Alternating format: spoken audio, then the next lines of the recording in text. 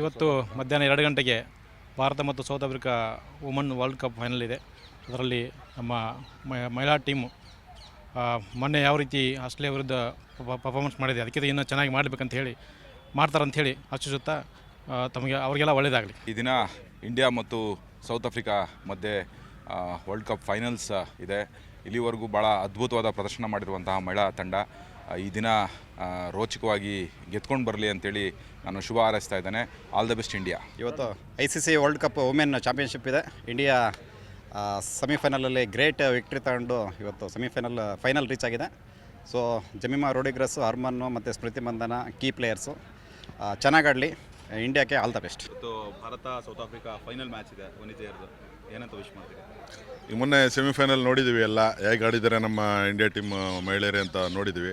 ಅದೇ ರೀತಿ ಪರ್ಫಾರ್ಮೆನ್ಸ್ ಇವತ್ತು ಮಾಡಲಿ, India women's team world cup ಗೆಲ್ಲಲಿ ಅಂತ ನಾನು ಹಾರೈಸ್ತೀನಿ ಮತ್ತು ಆಸೆ ಪಡ್ತೀನಿ. ಟೀಮ್ ಇಂಡಿಯಾಗೆ ಈ ದಿನ ನಮ್ಮ ಪೊಲೀಸ್ ವತಿಯಿಂದ ಆಲ್ ದ ಬೆಸ್ಟ್ ಹೇಳ್ತೇವೆ. They are capable, they are efficient, they are extraordinary. You people are performing amazingly.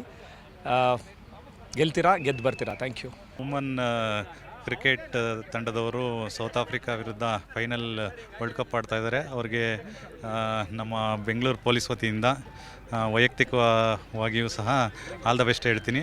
ಅದ್ರ ಜೊತೆಗೆ ಈಗ ಸೆಂಚುರಿ ನೈಟ್ಸ್ನವರು 74 ರನ್ ನೋಡಿದ್ದಾರೆ. ಮಿರಾಕಲ್ ನಡೆಯುತ್ತೆ. ಸೊ ನಾವೇ ಗೆಲ್ತೀವಿ. All the best.